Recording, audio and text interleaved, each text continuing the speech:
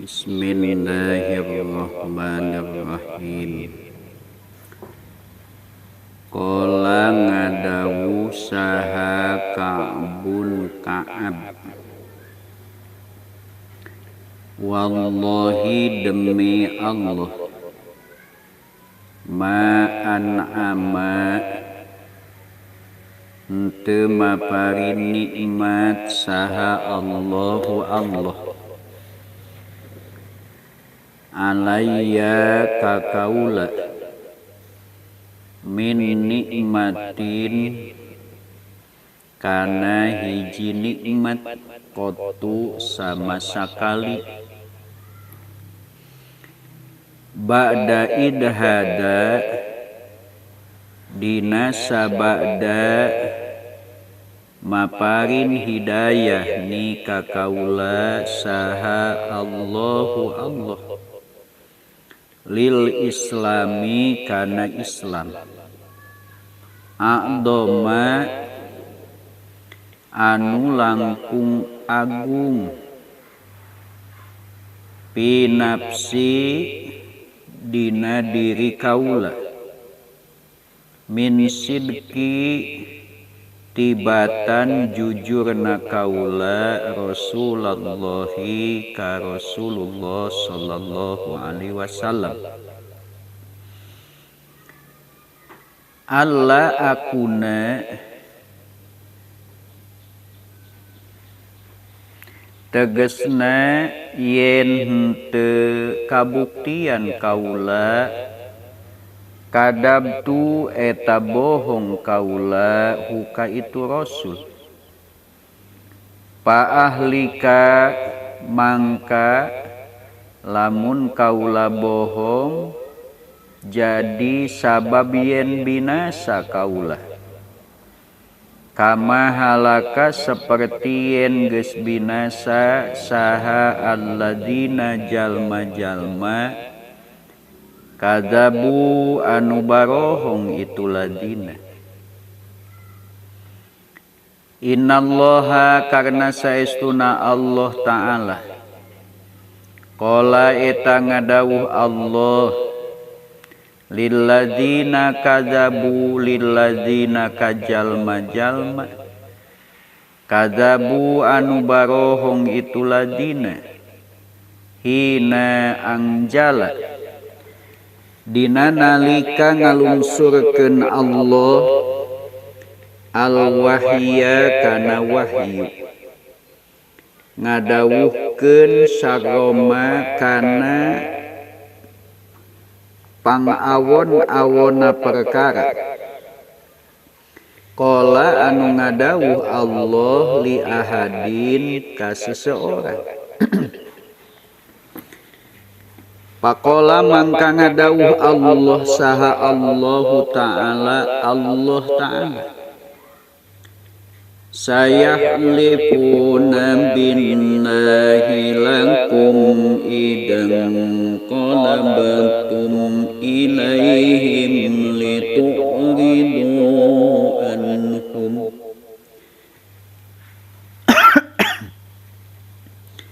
sayahlifuna bakal sarumpah itulah dina kadzabu billahi atas nama Allah lakum ka aranjeun mukminin idang kolabtum di mana-mana engke barali aranjeun idang kolabtum di mana-mana engke geus barali aranjeun ilaihim ka itulah dina litu'ridu karena supaya ngabalieur aranjeun supaya ngantep aranjeun anhum ti itulah dina henteu memperbincangkeun pa'aridu mangka kudu ngabalieur aranjeun anhum ti itulah dina innahum karena saestuna itu ladzina rijsun eta najis. Ku Allah disebat najis. Tete pangawon-awon Allah ngadawukeun ka seseorang ku nyebatkeun najis. Wa ma'wahum jeung ari tempat balikna itu ladina jahannam eta jahannam jazaan karena jadi babales bima kana perkara kanu anu kabuktian itu ladina yaksibuna eta geus marigawe itu ladina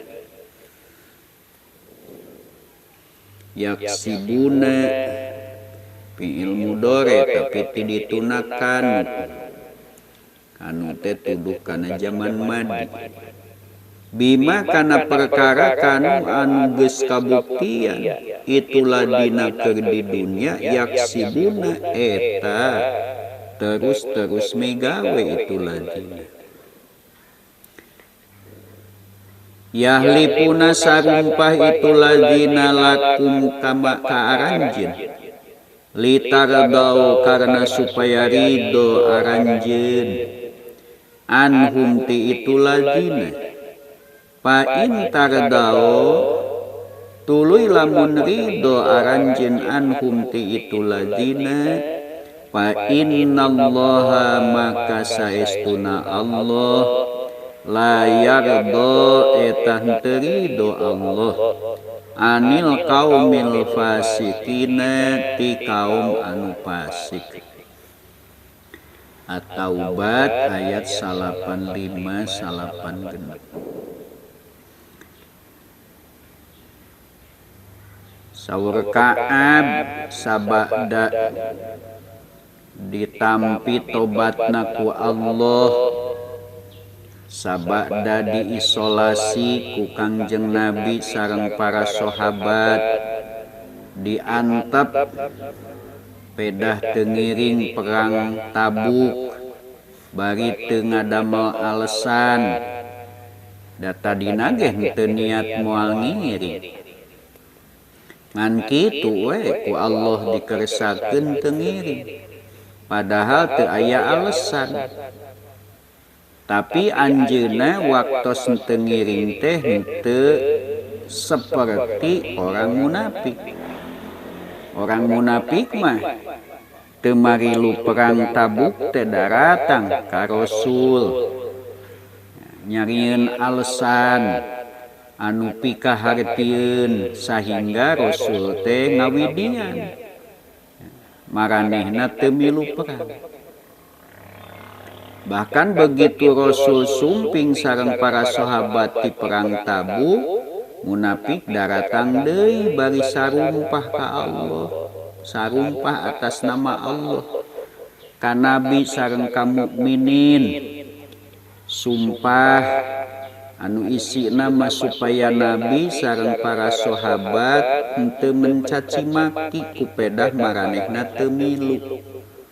Aduh abdi teh demi Allah lamun teu aya pamengan mah hoyong ngiring teh aya deui we ngadon aya halangan padahal mah teu aya halangan embung we teu inditna geus direncanakeun maka alesanna ge dibuat-buat supaya Nabi memberikan izin supaya para sahabat henteu mencaci maki. Sebelum Nabi dan sahabat berangkat mereka bikin alasan begitu Nabi datang pulang dari perang Tabuk dan para sahabat mereka pun bikin alasan bahkan bersumpah atas nama Allah. Nah, Ka'ab mah teu ngiring perang Tabuk padahal sadaya peperangan sok ngiring kecuali perang Badar. Sabab dina perang Badar mah Rasul ge henteu ngarencanakeun perang. Ka'ab teu ngiring tadina salian ti perang Badar mah ngiring sadayana ge kecuali dina perang Tabuk. bari kondisi Ka'ab teh dina perang Tabuk teh mampu punya bekal untuk perang, henteu niat moal ngiring tadina ge, jadi henteu nyieun alasan. Begitu sumping Nabi sareng para sahabat di perang Tabuk, Ka'ab ge henteu ngadamel alasan, henteu jiga orang munafik. Atuh ku Nabi sareng ku para sahabat teh diantep, teu ditanya, teu dikumaha. Ya. Sareng dua deui pantiluan teh. Nah eta. Nah begitu diarantep 1 hari, 2 hari, 3 hari teu digubris. Hari nu duaan mah dibarumina masing-masing we. Da teu kiat bertemu sareng para sahabat, teu kiat bertemu sareng Nabi, bari teu dikukumaha, teu ditalek, teu ditakon. Diantep. Ka'ab mah negar-negarkeun we ka masjid we unggal waktu. Penak sareng Nabi, Nabi ngabalieur. Penak sareng para sahabat, sahabat ge teh aya nu naros nyaring cilad we. Tuh. Atuh Ka'ab teh bingung. Nalian karep di masjid natihang. Ya, usum salat, milu salat, geus salat cicing deui. Nu pada akhirnya dengan tidak ditentukan waktunya Allah menyatakan di ayat 116 sareng 117 surat At-Taubah bahwa Allah menerima taubat. Ya, di ayat 117-na kanu tiluan. Atuh bingah Ka'ab teh kumargi ku Allah ditampi tobatna terbebas sehingga para sahabat wah berbondong-bondong sarumping ka bumi Ka'ab. Rasul oge ya, anjeunna nepangan ka Rasul. Rasul oge merasa gembira itu.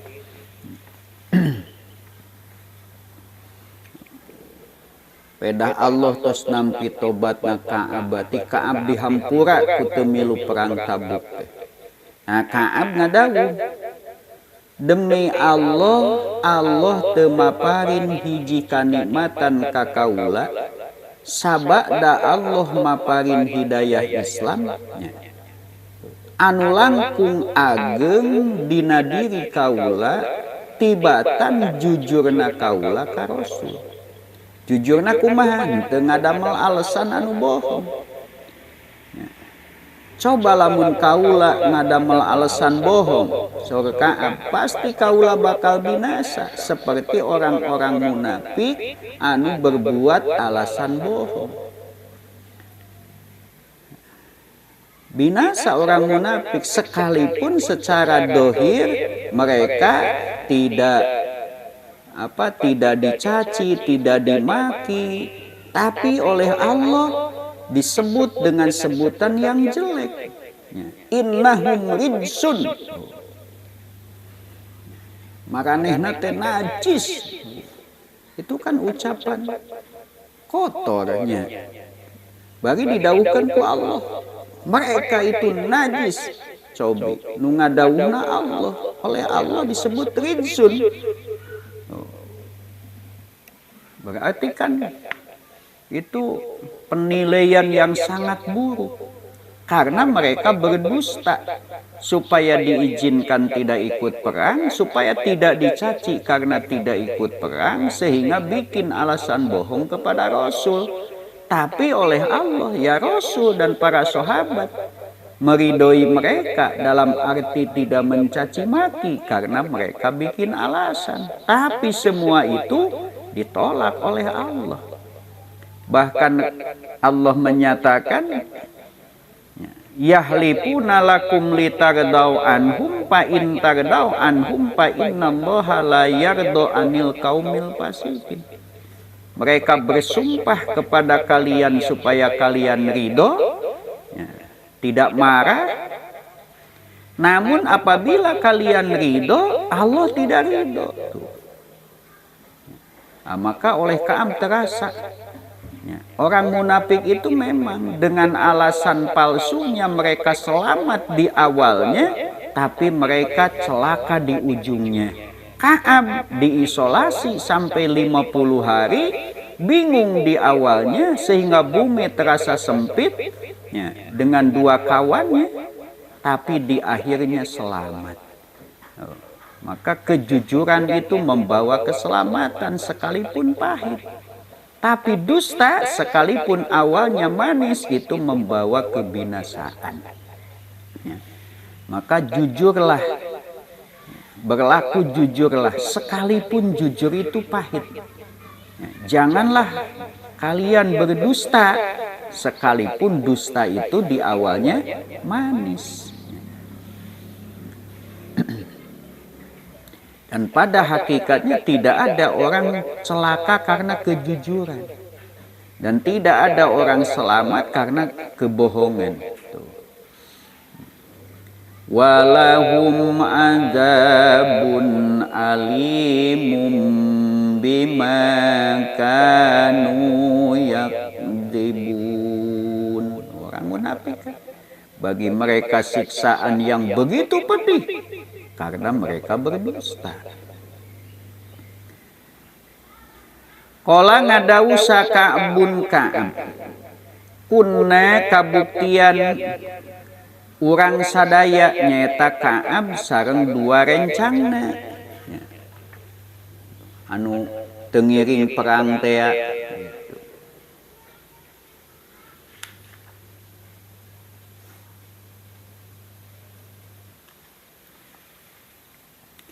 Hulitna eta geus diantep urang sadaya ayyuhas salah satu hei anu tilu. Diantepan teu ditanya, ditangguhkeun, diantep, dibiarkeun, maksudna diantep diisolasi. Kunna kabuktian urang sadaya hulipna eta geus diantep urang sadaya ayyuhas salah satu hei anu tiluan nyaeta anjeunna sareng dua sahabatna. An amri ulaika, tina urusan itu jalma-jalma alladina anu qabila anu nampi minhum ti itu ladina saha Rasulullah sallallahu hina halapu dina nalika sarumpah itu ladina nyaeta munafik. Urang manutiluan geus diantep. Beda jeung urusan jalma-jalma munafik anu ku Rasul ditampi alasanana dina waktu sarumpah. Hina halapu dina waktu sarumpah itulah dina lahu ka Nabi. Pabaya'a teras ngabaiat Nabi hum ka itulah dina wastagfaro sareng mangnyuhunkeun hampura Nabi lahum pikeun itulah dina. Munafik mada pinter berkedok, pinter bermain ya.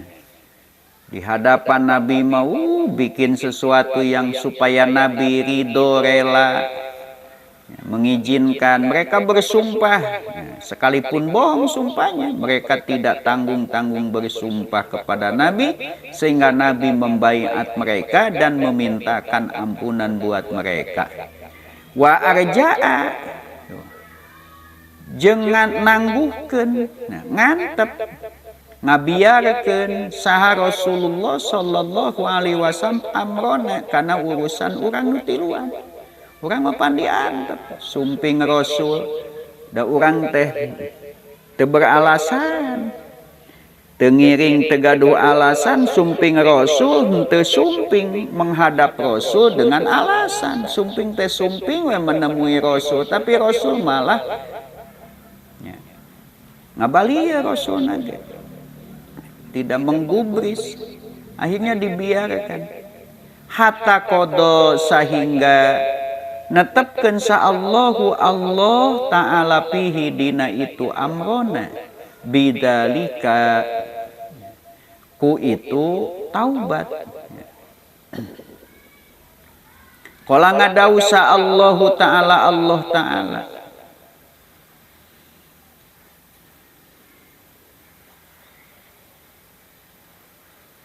wa alas salasatil ladina khulifu sareng parantos nampi tobat Allah ka tiluan wa sareng parantos nampi tobat Allah jadi tuna lakon taba wa taba sareng parantos nampi tobat Allah alas salasati katiluan kanu tilu alladina anu khulifu anu geus diarantep itu ladina teu ditaranya ditinggalkeun diantep maksud ditinggal teu digubris walaisa sareng henteu naon alladzi anu dukiro anu dicarioskeun itu lagi mimma tina perkara hulitna anu ditangguhkeun anu diantep urang sadaya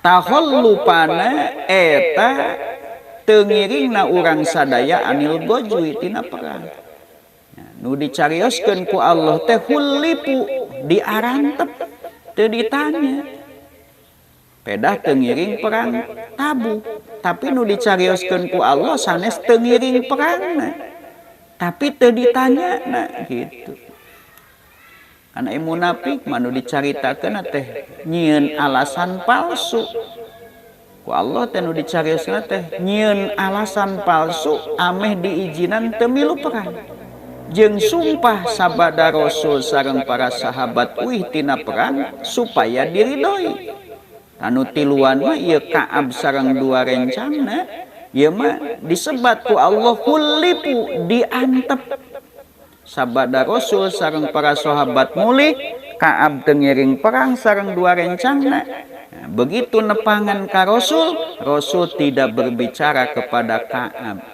dan dua sahabatnya diantep para sahabat juga tidak diperbolehkan ya, berbincang-bincang dengan tiga orang itu maka yang tiga itu dibiarkan diantep ya, teu ditaranya taku Allah teh ya, henteu disebatkeun teu milu perangna dina Quran teh wa alas salasatil ladina hulifu dibahas teh sakitu we sareng Allah parantos nampi tobat katilu jalmi anu diarantep tuh dicarioskeun dina Quran teh diantepna lain teu milu perangna tapi diantepna teu ditaranyana ku Nabi sareng ku para sahabat pedah teu milu perang nganu dicarioskeun ku Allah lain teu milu perangna tapi diantepna teu ditanyana gitu walaisal ladzi dukira mimma khulibna tahallupana anil gojwi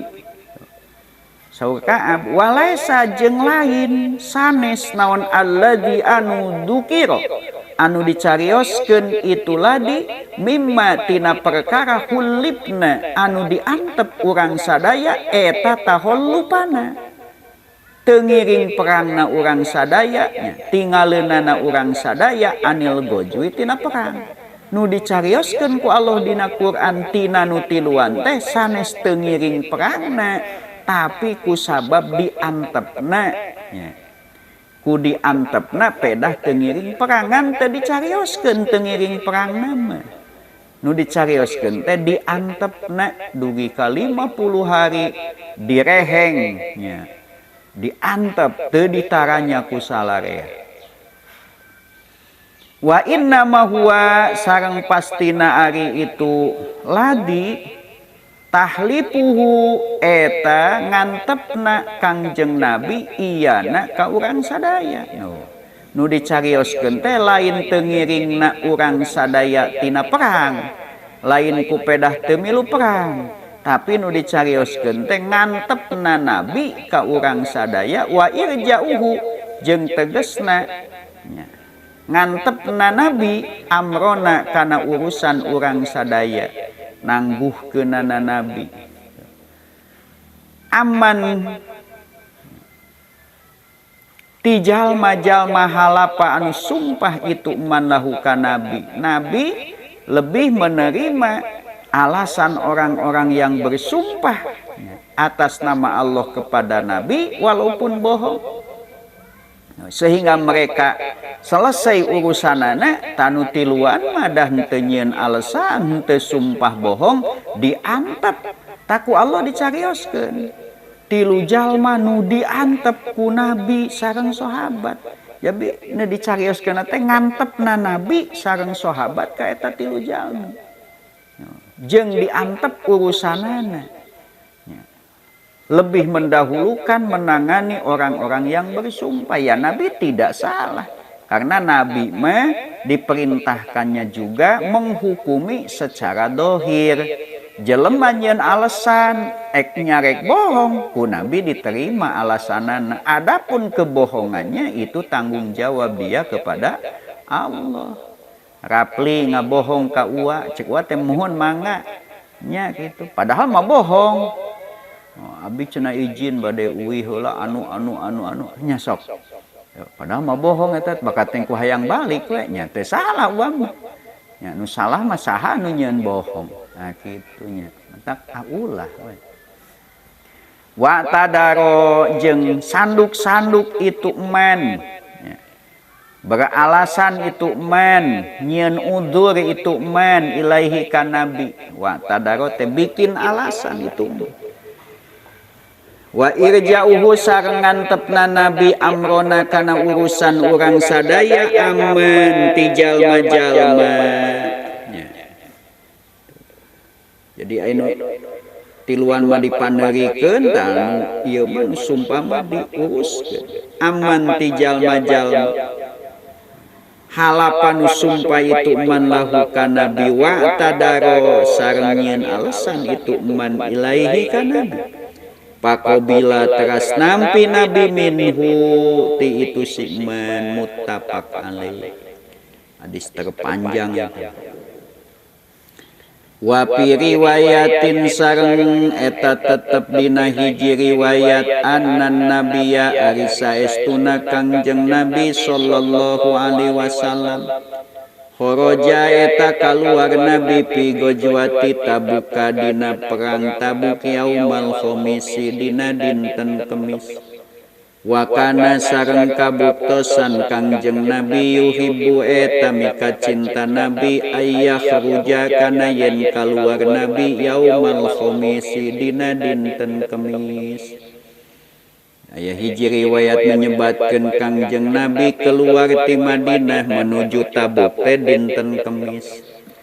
Oge Kangjeng Nabi mah kebiasaanana mencintai lamun bade kaluar ti kampung halaman teh sok dinten Kemis. Wa fi riwayatin sareng dina hiji riwayat sareng eta tetep dina hiji riwayat wa kana layak damu ari dawuhan wa kana layak damu. Wakana sareng kabuktosan Nabi layak damu eta tara sumping Nabi min saparin ti hiji perjalanan ila naharon kecuali dina waktu siang. Nabi mah tara sumping dugi ka lembur kecuali siang. Pidduha dina waktu duha. Paida kodima teras di mana sumping Nabi, di mana-mana to sumping Nabi. Bada'a maka ngawitan Nabi bil masjid ka masjid. Tara ka bumi heula ka masjid heula pa sholat tara salat Nabi pihi di itu masjid rakaataini kana 2 rakaat summa jalasa tara calik Nabi pihi di itu masjid. Asani wal isruna sareng ari hadis anu ka-22 eta wa an Abi Nujaidin sareng katampi ti Abi Nujaid bidomin nuni didomahkeun nuna teh Nujaid wa fathil jim Nujaidin wa an Abi Nujaidin ulah Najidin. Imron bin Husaini tegasna Imron bin Huson al-Hujai anu bangsa Hujai radhiyallahu anhuma anam ro'atan wa an Abi Nujaidin sareng Eta katampi ti Abi Nujaid anam roatan ari saestuna hiji awewe, hiji istri sahabat Nabi tapi istri, min Juhainata ti anu tetep ti kabilah Juhainah, atat eta sumping itu imro'ah Rasulullahi ka Kangjeng Rasulullah. Wahia bari ari itu imro'ah teh hubla eta anu nuju hamil minazina tina zina. Pakola teras nyarios itu imro'ah ya Rasulullah he utusan Allah, asobtu parantos kena abdi tos midamel abdi hadan kana padamelan anu mata kena hukum. Asobtu parantos kena abdi hadan kana hukuman. Abdi tos midamel padamelan anu layak dihukum. Paakim maka mugi ngadegkeun Gusti Rasulhu kana itu had mangga gerak tegakeun eta hukum ka abdi alaya ka abdi. Aya hiji istri ti Bani Hujainah sumping ka Rasulullah bari eta istri teh nuju hamil tina zina. Maka nyarios eta si istri teh, ya Rasulullah abdi tos midamel hiji padamelan anu layak dihukum. Maka mugi Gusti Rasul geura negakeun hukum ka abdi. Padaa teras ngundang saha Nabiullah nabina Allah waliyaha ka walina itu imro'ah. Pakola teras ngadawuh Nabi ahsin kudu nyieun hade anjeun ilaiha ka itu imro'ah, perlakukanlah dia dengan baik. Paida wadoa tuluy di mana-mana geus ngalahirkeun itu imro'ah, pakti mangka kudu datang anjeun ka kaula. Sok eta budak teh urus nya engke di mana geus ngalahirkeun anjeun datang ka kaula laporan. Ulah diganggu da ieu mah keur hamil. Papa ala teras midamel itu si wali Pak Amaro, Pak Amaro papa ala teras midamel itu si wali diurus we nugikeun ka ngalahirkeun. Nah tos ngalahirkeun dicanak deui ka Kangjeng Nabi.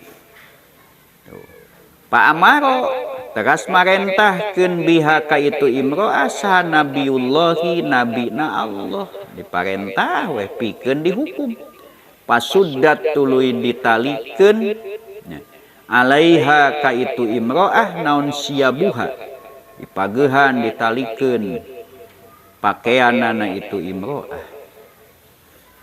Paida pada mangkang ngundang ngagero sa Nabiullah nabina Allah waliyaha ka walina itu imro'ah. Pakola teras ngadawuh Nabi ahsin kudu nyieun hade anjeun ilaiha ka itu imro'ah, sok urus. Paida wadoa tuluy di mana-mana geus ngalahirkeun imro'ah pati mangka kudu datang anjeun ka kaula. Papa ala teras midamel itu wali dugi we kana waktosna. Pa Amaro teras marentah biha ka itu imro'ah sa Nabiullah nabina Allah, diparentahkeun pikeun siap dirajam. Pasuddat tuluy ditalikeun alaiha ka imro'ah naon siabuha pakaianana itu imro'ah. Suma Amaro teras marentah Nabi biha ka itu imro'ah parujimat tuluy dirajam itu imro'ah dugi ka maot. Summa sholat teras sholat Nabi alaiha ka itu imro'ah, tos maot teras diibakan dibungkus disolatan Nabi ge ngiring nyolatan. Padahal eta we teh tos jina boga anak jina dirajam, Nabi nyolatan. Pakola teras ngadawuh lahu ka Nabi sa Umaru Sayyidina Umar, tusolli alaiha ya Rasulullah, tusolli naha salat Gusti Rasul alaiha ka itu imro'ah ya Rasulullah, he utusan Allah Gusti Rasul salat wa qad janat padahal nyata geus jinah itu imro'ah. Kaget Sayyidina Umar, Rasul nyolatan ka awewe anu maot tos dirajam pedah ngalakukan jinah ditanya Gusti Rasul salat eta awewe pada hageun. Pakola mangka ngawaler Kangjeng Rasul lakon tabat, nyata geus tobat itu imro'ah taubatan, kalayan tobat lau kusimat anu lamun dibagikeun itu tobat baina sab'ina di antara 70 jelema min ahlil Madinah titi ahlil Madinah la wasiat yakin bakal cukup itu tobat hum ka itu sab'ina. Bener kaula nyolatan manehna cina bener, tapi manehna geus tobat.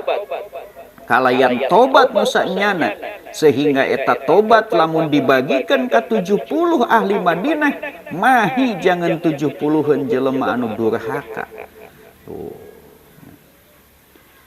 Wahal wajadta jeung naha menakan anjeun hei Umar abdola kajalman leuwih utama min anjadat tibatan yen bager itu imro'ah, maksud bager teh mikeun masrahkeun binafsiha kana dirina itu imro'ah lillahi azza wajalla ka Allah azza wajalla. Wahai Umar, apakah ada orang yang lebih istimewa daripada dia seorang wanita yang setelah berdosa menyerahkan dirinya sampai rela dibunuh, menyerahkan dirinya kepada Allah? Adakah orang yang lebih hebat, lebih utama daripada orang yang menyerahkan dirinya kepada Allah? Maka Rasulullah sholat. Nah, ia hebatna tobat. Jadi orang bertobat itu seolah-olah dia tidak berbuat dosa. Rawa ngariwayatkeun hukana itu hadis sa Muslimun Imam Muslim. Asali suwal isruna ari nu ka-23 wa an ibni Abbasin eta wa an ibni Abbasin sareng katampi ti Ibnu Abbas wa Anas ibni Malikin radhiyallahu anhum anna Rasulullah ari saestuna Kangjeng Rasulullah sallallahu alaihi wasallam eta ngadawuh Rasul law anna libni Adam wadiyan, law anna libni Adam lamun saestuna eta tetepikeun anak Adam naon wadian atawa wadian aya hiji lembah min dahabin tina emas ahabba mangka yakin mika cinta itu ibni Adam ayyakuna kana yen kabuktian lahu eta tetepikeun itu ibni Adam naon wadiani dua lembah. Saur Nabi andai kata seorang anak Adam punya satu lembah emas, tentu dia akan menyukai agar dia punya dua lembah emas. Walayam la'a padahal moal minuhan pahu kana sumutna itu ibnu Adam. Naon ila turobu kecuali tanah, padahal anu bakal minuhan sumutna mah tanah. Ya, wah jelema hayang duit, hayang segala rupa, wah diteangan padahal anu bakal minuhan sumutna mah tanah. Paeh dikubur geus beak ku tanah, jadi tanah bahkan. Wayatubu sareng bakal teras nampi tobat sa Allahu Allah alaman kajal mata banu tobat itu eman muttafaqun alaih. Tapi Allah akan tetap menerima tobat orang yang mau bertobat. Nah, jadi kalau kita hidup sudah banyak terlanjur ya, karena mencintai dunia, melupakan perintah Allah, melupakan tugas hidup, maka segeralah bertobat. Sebanyak apapun dosamu, janganlah engkau putus asa. Allah tetap akan mengampuni asal kau mau meminta ampun, dan Allah akan menerima tobat asalkan engkau mau bertobat. Arabi wal isruna ari anu ka-24 eta wa an Abi Hurairah radhiyallahu anhu anna Rasulullah saestuna Kangjeng Rasulullah sallallahu alaihi wasallam qala ngadawuh Rasul yadhaku ridho saha Allahu Allah. Yadhaku teh asalna mah seuri ngagalak-gak saha Allahu Allah ngagalak-gak. Nah, eta teh nunjukkeun ai galak-gak teh pan bunga nya, lucu bunga beri lucu gitu. Maksana ridho saking ridho Yadhaku ridho sa Allah subhanahu wa ta'ala ila rajulaini kadua jalma yaktulu anu ngabunuh saha ahaduhuma salah sahijina rajulain al akhara kanu sajen yadhulani anu asup itu rajulain al jannata kana sawarga. Allah ridho kadua jalma anu hiji ngabunuh nu sejena tapi duana asup surga.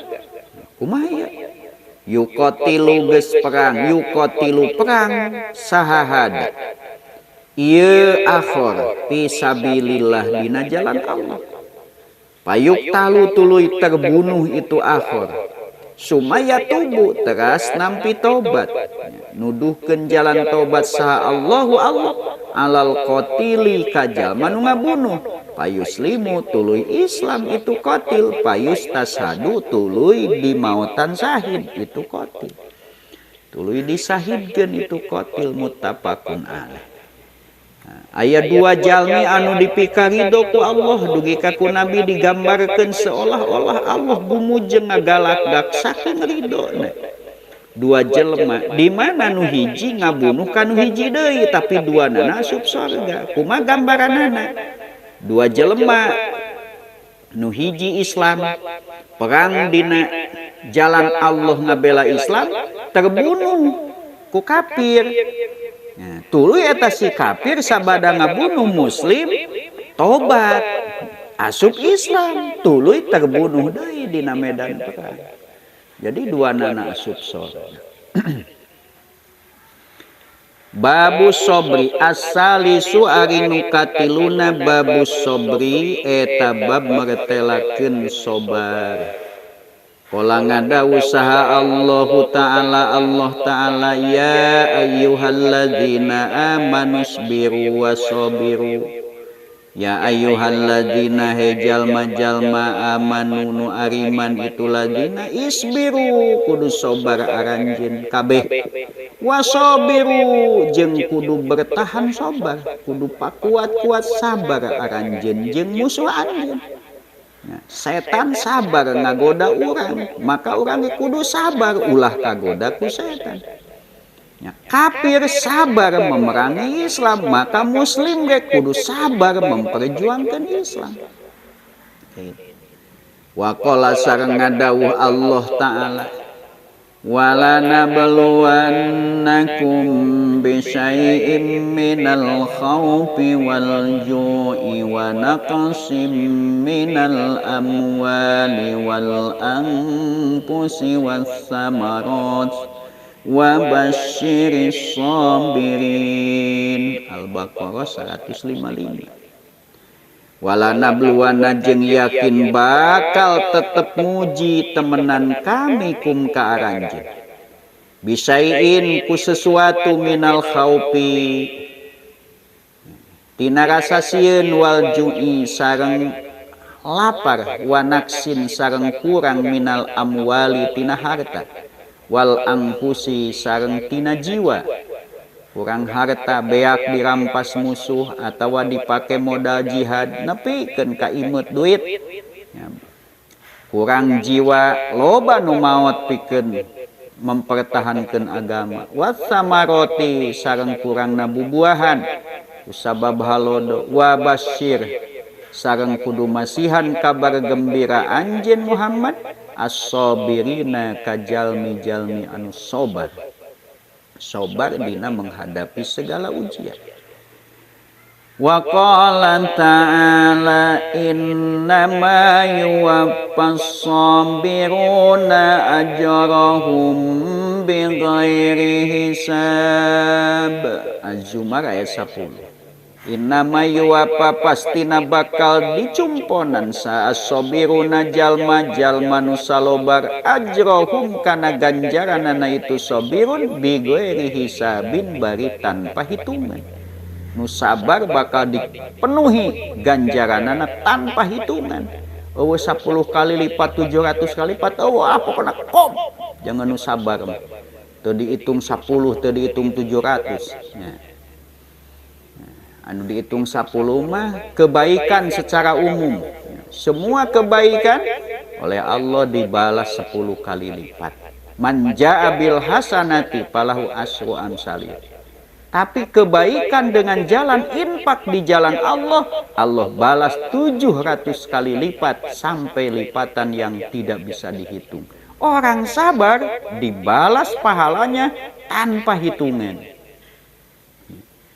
Wa qala ta'ala wala man sabara wa ghafara inna dzalika lamin azmil umur. Asyura ayat 43. Walaman sabar, walaman jeung yakin ari jalma sabar nu sabar itu man wa ghafara jeung mere hampura itu man. Inna dzalika eta saestuna itu sobar sareng gupron lamin azmil umuri eta yakin tina perkara anu pengkuh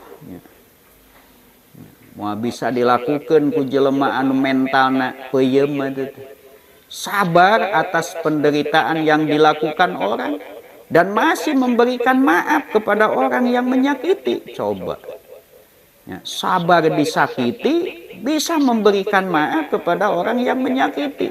Memang bisa dilakukan ke orang-orang anu mentana peuyeum. Wa qala ta'ala wasta'inu bis-sabri was-salati innallaha ma'as-sabirin. Ya ke ahlul kitab ya. Ayat ieu tadi oh ieu mah ka mukminin. Kuduna teh ieu teh ayat ulah nu 153 mah ya ayyuhalladzina amanusbiru.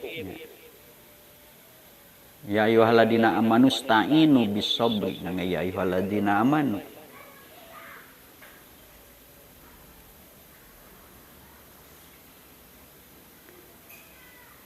Ya ayyuhalladzina amanu jalma-jalma amanu istainu kudu menta tulung aranjeun bisobri kana kasobaran wassolati atawa kusobar wassolati sareng kusolat. Carilah pertolongan untuk mencapai segala yang kita tuju dengan sabar dan sholat. Innallaha saestuna Allah ma'as sabirina eta saretana jalmi-jalmi anu salobar. Ma'iyah khossoh. Wa qala ta'ala walanabluwannakum hatta na'lamal mujahidina minkum was-sabirin. Walanabluwanna jeung yakin bakal nguji temenan kami. Kum ka aranjeun mukminin hatta na'lam.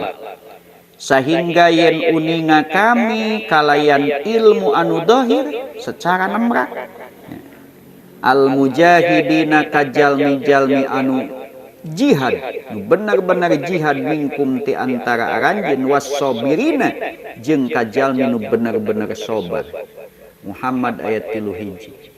Wal ayatu sareng ari pirang-pirang ayat fil amri dina ieu urusan, fil amri dina perintah bisobri kana sabar wa bayani padlihi sareng meretelakeun kautamianana sabar kasirotun eta nu seueur ma'rufatun anu tos dikenal. Ayat-ayat nu marentahkeun sabar. Oge ayat-ayat anu ngajelaskeun kautamaan sabar seueur pisan bahkan ku jalmi-jalmi nu sok maca Quran mah geus dikenal seueurna teh ngan urang mah teu apalnya kitu. Nya kitu. Wallahu a'lam bissawab.